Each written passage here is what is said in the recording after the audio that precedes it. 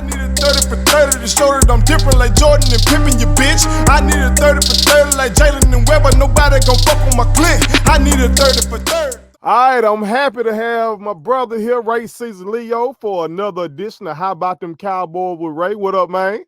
What's going on, man? Why am I laughing already? I have no idea. It's like that. It seemed like the calm before the storm. I like that. As I keep trying to tell America, I know no one who's more knowledgeable of the Dallas Cowboys than you. Yeah. And so to see what's transpiring right now with the new head coach. Don't call that man that. Don't do that. Don't call that man a head coach. Don't call him. Just call these people by name. What are we doing? Just call this man. Just call this man by his name, and let's keep it moving. That's it. That's fine. Mike McCarthy and the Dallas Cowboys. Okay. All right. Got you. America, y'all see where this is going. I'm just telling.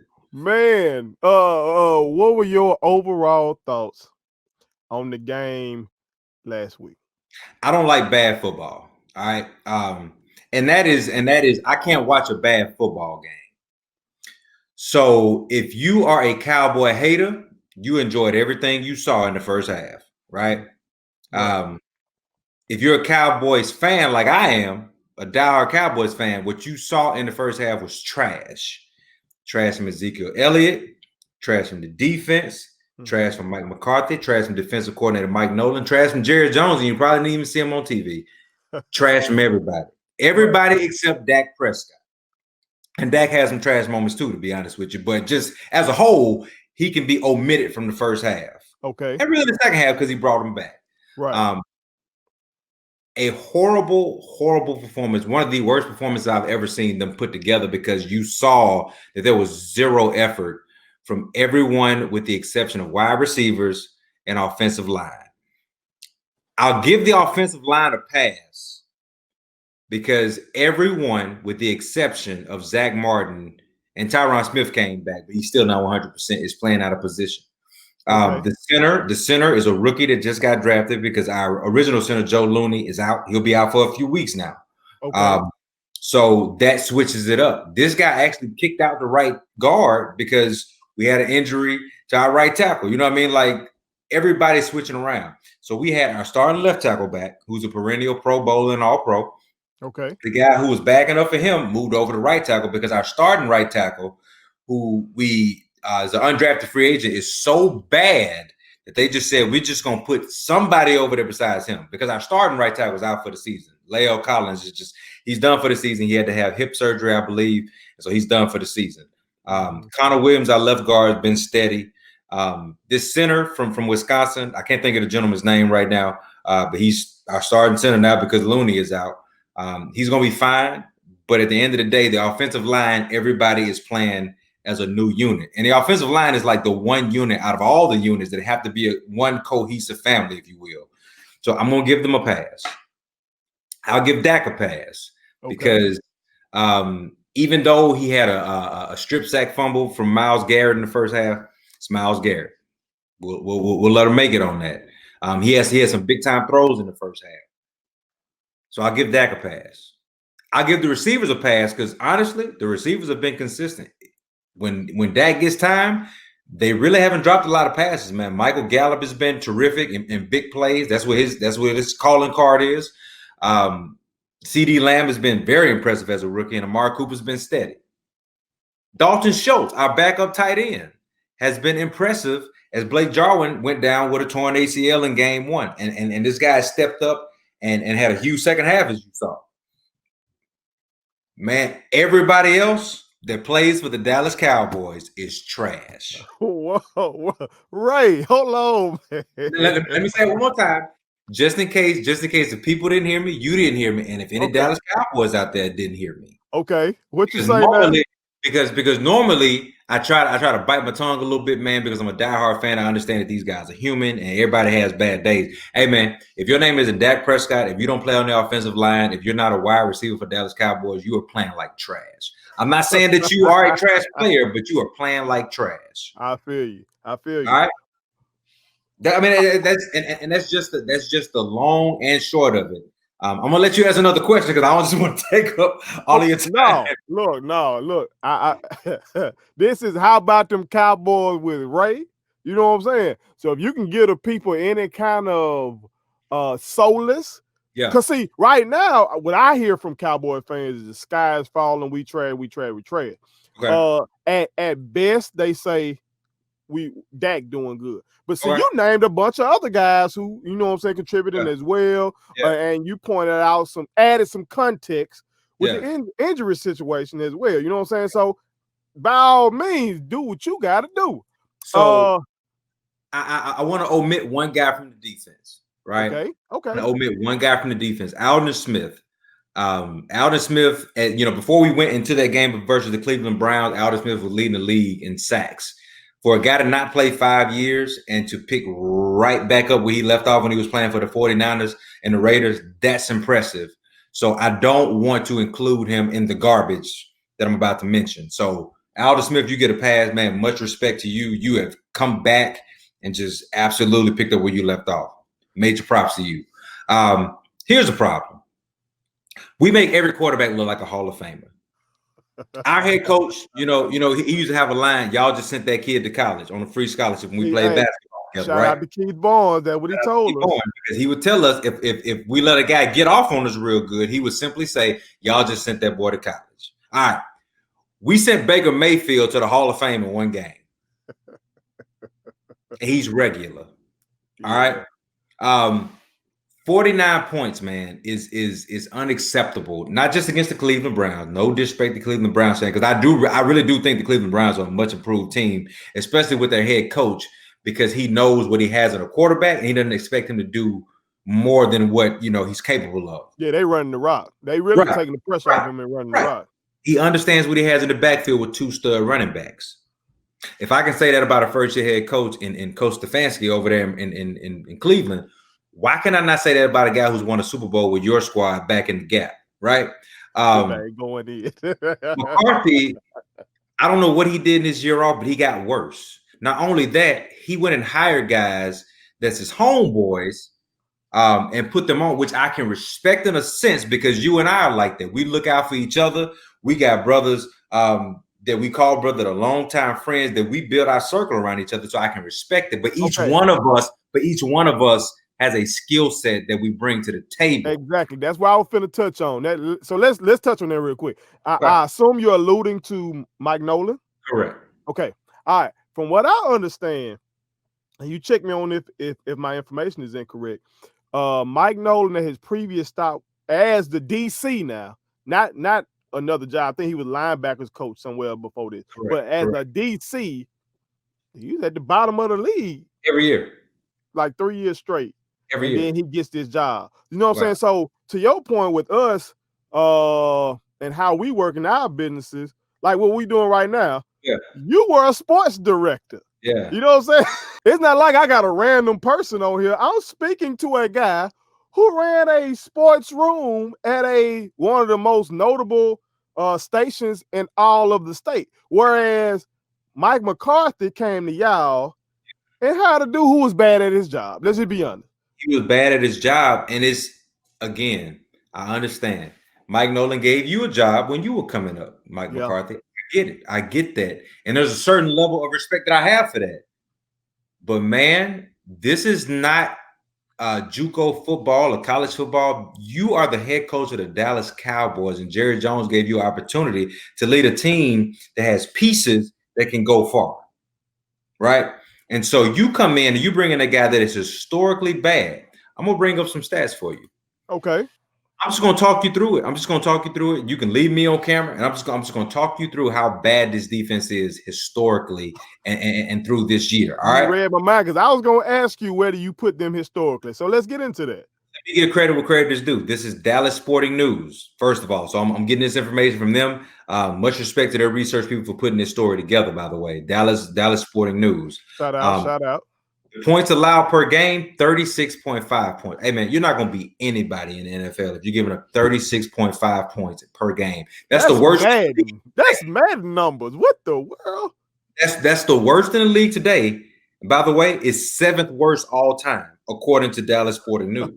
Oh my God. Of every game that's been played in the NFL, the Dallas Cowboys have the 7th worst defense all time. That's all right. Oh my God. So I had to check myself a little bit because I was saying, hey man, we've lost our starting best cornerback in Awuzie. He's been out for a few weeks now. So we've had a backup corner.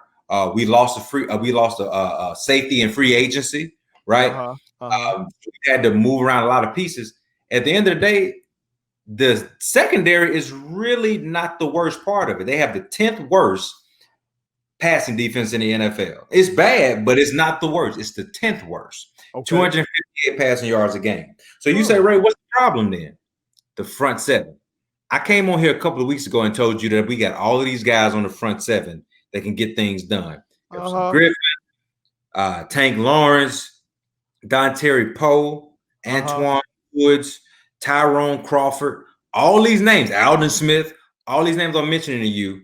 Right. Let me scroll. The 2nd worst rushing defense in the league. And then you go to the linebacking core. Yes, we're missing Sean Lee, but he misses games every year. He's had one season where he's played 16 games. Always. And then we've lost Leighton Vander Esch, and he'll probably be out for the whole season. I think they said 6 to 8 weeks at last check. So we have one starting linebacker. I say all of that because, I look at the NFL season in 4 quarters, right? Just break it down in 4s if you think about it in a regular season schedule, right? I don't expect you to be at your best in the first quarter. I get that. Teams get better. They start to mold. You find your groove. You really want to be better in your 4th quarter. I get it. We are so bad that you can't use these injuries as excuses. That run that Odell Beckham put together was just lack of effort. Right. What did I tell you in my last segment, the segment before? It goes back to culture. Culture comes from coaching in the NFL and ownership and general managers. Well, that comes down to 2 people, Jerry Jones, Mike McCarthy. The culture is horrible. Absolutely horrible. And when you allow Mike McCarthy to bring in a guy that you know is trash as a defensive coordinator, you're simply saying, I'm okay with that. I'm okay with that. When Mike McCarthy tells you, oh, we don't need to switch anything, or we just need to, quote unquote, stay the course, that's their term of trust the process. Hey, man, you're the worst defense in the NFL. Dak Prescott throws for 500 yards a game and averages 3 touchdowns a game, and you lose. Last week, I told you we could easily be 3-0. Forget that. No, we're not. We could not be easily 3-0. We could easily be 0-4 at this point. Right. If it wasn't for a ridiculous lack of discipline play from the Atlanta Falcons, not knowing they could jump on that ball within the first 10 yards, the Dallas Cowboys should be 0-4. Now, you mean to tell me with a guy that can throw for 500 yards a game and 3 touchdowns, and you're supposed to have a top 5 running back in the NFL and a top 5 receiving core, and you're supposed to have one of the best defensive lines, that you can be 0-4? Come on, man. Speaking to the culture, I didn't get a chance to ask you about this last week, but it was brought to my knowledge when I was talking to the other brothers. Yeah. So just speaking to the culture, that Jerry Jones had said about y'all previous game, he brought up Tony Romo. Yeah. And that basically, I guess he was alluding to y'all would have won that game if y'all had Tony Romo. That Tony Romo would have spun out of a sack attempt and hit the guy downfield. So, what were your thoughts on Jerry comparing Tony and Dak like that? And how do you just, as somebody who reads Dallas Morning News, you probably get, like I got Bleacher Report notifications on my phone about the Packers and stuff. You probably, what do you think? How do you think that went over in the locker room, especially with Dak? I've told you this many times. I think Jerry Jones is one of the smartest businessmen on the planet, right? And I'm a part of that to a certain extent, because you can consistently get folks to watch trash and buy trash year in and year out. So I'm not going to exclude myself from that, because I'm a part of that. Okay, as a Cowboys fan, I'm a part of that. Oh my I God. may very well text you after this and say we're not doing this segment anymore until we get on the right track. Oh, What is going on? What is that? What have they done to my brother? I'm going to answer your question. Okay, All right? go ahead. Jerry Jones is ridiculous. There's no way that Tony Romo could have done the same thing that Dak did in that perspective. Now, I'm not the guy that's impressed with 500 yards in this game, because when you're down 45 points, that's what you're going to do. You're going to throw to get back in the game. So like that doesn't impress me either. I wouldn't give a crap if Tony Romo came back into the game, from his booth and threw for 500 yards. I don't care. That's what you do when you're down. In basketball, when you're down 30 points, you shoot a lot of threes. It doesn't mean that that's the right thing to do. Hey, man, stop making excuses. Right. At the end of the day, you got a bunch of guys making excuses, from Jerry Jones to Mike McCarthy to Mike Nolan, even Tank Lawrence talking about we played soft. What was your thoughts on that? Because we talked about him in a couple episodes back, you know what I'm saying? What were your thoughts on him saying that? Hey, man. Look at that man. Look at that man's face. I'm trying to watch myself. Hey, my bad, man. My bad. I should have asked that. No. If you say we have a S defense, okay, man, you start on the defense, so you're part of that. Like, you're trash. and this, I don't want to talk about it anymore. I just want to be about it. Man, you've had 4 games to be about it. I'm done hearing excuses. All right. Okay. Listen, and just hear me out when I say this. Hear me out. I'm trying to be rational. Okay. I try to be rational as a Cowboys fan when other Cowboys fans are irrational. It's not a lot of y'all. It's not a lot of us. Okay. But I'm trying to help people understand that there are certain Cowboy fans out there that are rational. Okay. There are teams that are playing in the NFL today that do not have the talent that we have, but they're winning games. How are they winning games? They have good coaching and they play hard. You're not going to win a game just by the names on the back of your jerseys or the star on the side of your helmet. All right. I don't think that the Cincinnati Bengals are better than the Dallas Cowboys, but we got the same amount of wins today. I don't think the Cleveland Browns are better than the Dallas Cowboys, but they beat the brakes off of us regardless of score on Sunday.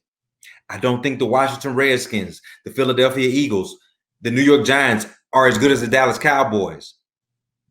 But today, as of today, the Philadelphia Eagles are the number 1 seed in the NFC East.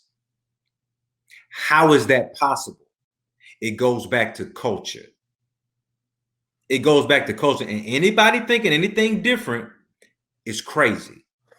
When you have people that have played all pro level type ball on the defensive line, games are won in the trenches in the NFL, and you got Tank Lawrence, you got Everson Griffin, you got Dontari Poe, right? You got all these guys on the front 4, and you got a second rotation that can hold their own, and you're giving up that amount of rushing yards? That's a mentality, man. And I don't believe in a team like that. I'm sorry. They may get it fixed. They won't. They may get it fixed later on in the season and make a run, but they won't win a Super Bowl because Super Bowl teams get it right. Listen, man, let me tell you what culture does. Seriously, let me tell you what culture does real quick. Tom Brady can show up in Tampa with their head coach, Bruce Arians, 2 guys that don't really take no mess, right? They show up, and guys that used to be talented but can't convert wins are now winning games. That's what culture does, all right? That's what culture looks like. When you have lost all of your starting lineup, the San Francisco 49ers, okay, and you still find a way to beat a team you're supposed to beat, that's culture. Point blank, period. When you don't have as much talent as you're supposed to, but you figure out ways to win games, aka the New England Patriots, that's culture. Do you feel like that OBJ play was indicative of everything you're saying there? It's everything. It's everything. There's no way that guy should be able to backtrack 15 yards after Aldon Smith missed the first tackle, and 10 more guys were not able to wrap up. That's an effort thing. And that's when you have to look yourself in the mirror. And I don't care if anybody from the Dallas Cowboys see this, tweet at me, tag me, whatever it's going to be. I don't play for the Cowboys. I'm a fan. All right. I played football. At the end of the day, I wasn't good enough to play college or NFL ball. You were. So you can dog me. You can say whatever you want to say. But at the end of the day, y'all are the guys that are being embarrassed on national TV every week. And guess who has the answer for it? Me. Because you get to go home. You get to go home, and it's all good because you wear the star on your helmet. But I have to be in group text. I have to go to work the next day, and they say, "Hey man, what happened to the Cowboys? Hey man, y'all sure talk a lot of noise to be one and whatever. Hey, let's stop doing this thing, brother. No, brother. I need you to be the pulse of Cowboys Nation, man. They got to hear from you, man. Because you're bringing something. You're being a knowledgeable fan. That's what I hate about the barbershop. That's why I'm just gonna sit there and listen in the barbershop. I'm gonna argue here, but in the barbershop, them dudes don't be knowing what they be talking about. I'm not finna argue with you if you don't know ball. You know what I'm saying? So you're bringing something that the people need to hear. I know after a month of football, as you would say, after the first quarter, it's not looking as good. But hey, can I offer you this then? Sure. After the first quarter last year, y'all were looking like Super Bowl contenders. Right. Remember, y'all started out 3-0. So maybe something could turn around. It's all relative. Maybe something could turn around. It's all relative, right? Right. I look at it in terms of teams who are postseason ready. Man, I don't really care what your record is, right? You just need to make it to the playoffs. I've always been that way in the NFL. I don't really care what your record is as long as you make it to the playoffs. Because once you get in the playoffs, anything can happen. Yeah, most wild card teams don't win the Super Bowl, so you may want to be like one of those first two seeds, but make it to the playoffs. And more importantly, what do you look like against the teams that are going to be in the playoffs? There is no way I can sit on this show and tell you that, man, my squad can match up with your squad. That'd be ridiculous. All right. Mm-hmm. Out of the 4 games we played, out of those teams, to me, there is one playoff team, the Seattle Seahawks. Right? We played well against them, but at the end of the day, they made a lot of mistakes in that game to keep us in that game. We got to keep it real, man. We are not a good team. In fact, we are a bad team. We're a really bad team. Because it's one thing to have a lot of talent and blow games, but you have a lot of talent and you don't have a coach that can like get you out of that. This team is in a rut right now, and they're looking for somebody to kind of like get them and say, come on, man, let me show you the way. And you would think a Super Bowl winning coach could show him the way, but I'm starting to see he's not a Super Bowl winning coach. He was just the guy that was along for the ride with Aaron Rodgers, who I've long said is the the man who's one of the top 5 quarterbacks of all time. So he was just hanging out with Aaron Rodgers. He was along for the ride for that one championship, and it furthermore lets me know discussions you and I have all the time. That man failed Aaron Rodgers. Aaron Rodgers have more than one Super Bowl. And now I see why. I get it. After a month, you see what I was going through, though. I get it now. Because this man finds ways to blow it. Yeah. And what's crazy is, as long as it's entertaining, Jerry Jones won't make a move, because as long as the ratings are good, his money's good. As long as his money's good, he's good. You know who's not good? Well, I think you made one of the best points that's been made on here so far. And I think I've told my wife this before. We as fans, it's like we live vicariously through our teams. We get some kind of happiness. You know, you get your bragging rights. They get paid. They get paid no matter what. You know what I'm saying? When whatever that team was that went 1-15 that year, whatever happens, they get paid. They go into a mansion in a gated community. They probably married to a supermodel or something like that, and they will be straight. But for you and I like you said, if the Packers win, the Packers lose, I don't think we're gonna go undefeated. Oh, my young boy's gonna blow my text up. You know it. The Lakers finna win a championship, and I'm still finna get killed tonight as I continue filming. One of my young boys gonna be snapping. So as fans, yeah, and that's part of the reason we do this show, is because people need to see that fan perspective. You got all these podcasts popping up now from current players, even but also from former players and all that kind of stuff, and they're giving their perspective. But bruh, we watched the game. Yeah. We're watching the game, okay? Some of us even studying the game. So we know we're talking about, we're passionate about it. And without us, without the fans, there is no you. You know what I'm saying? Can you imagine, for people, for the everyday person like myself who works a 9 to 5, if I was as bad at my job as DeMarcus Lawrence and that defense is at their job, I'd be unemployed.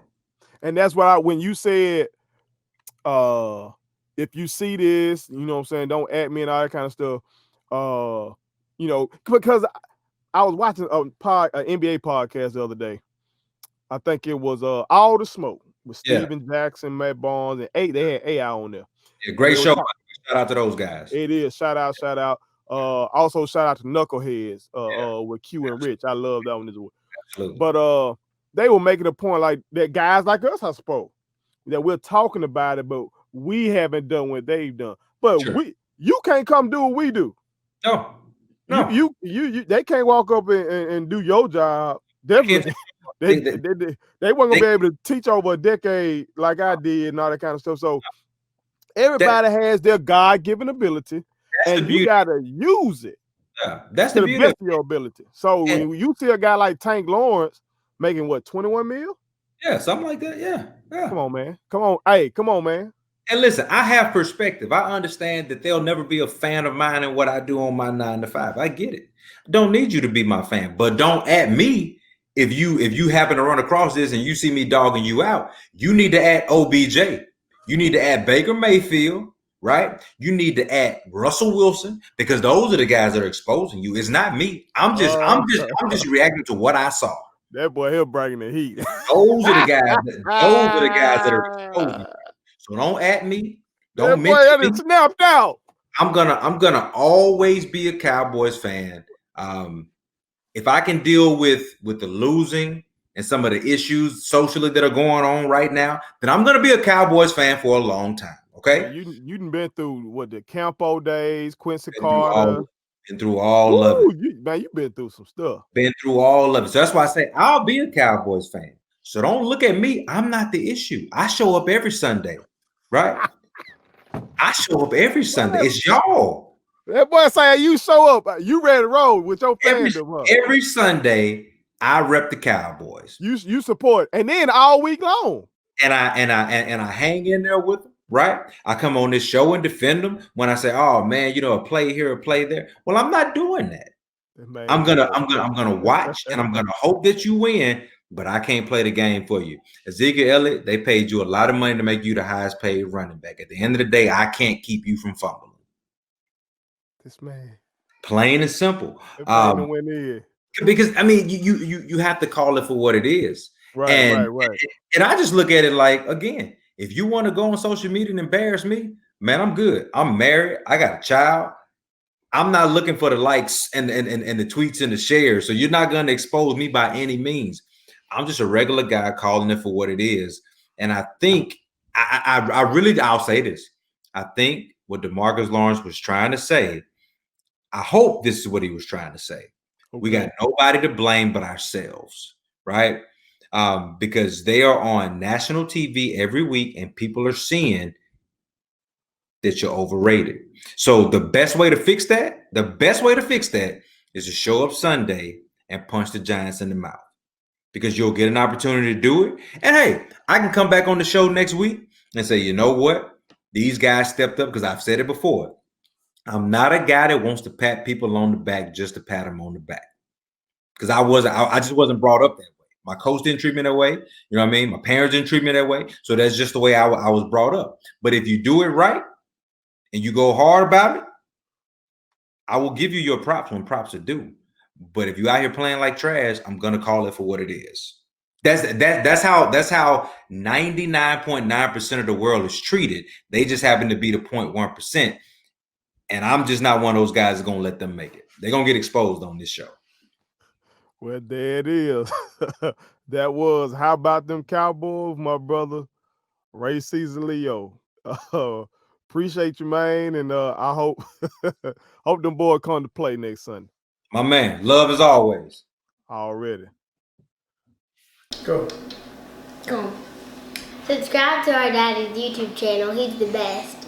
Hit the like button, turn on the notifications.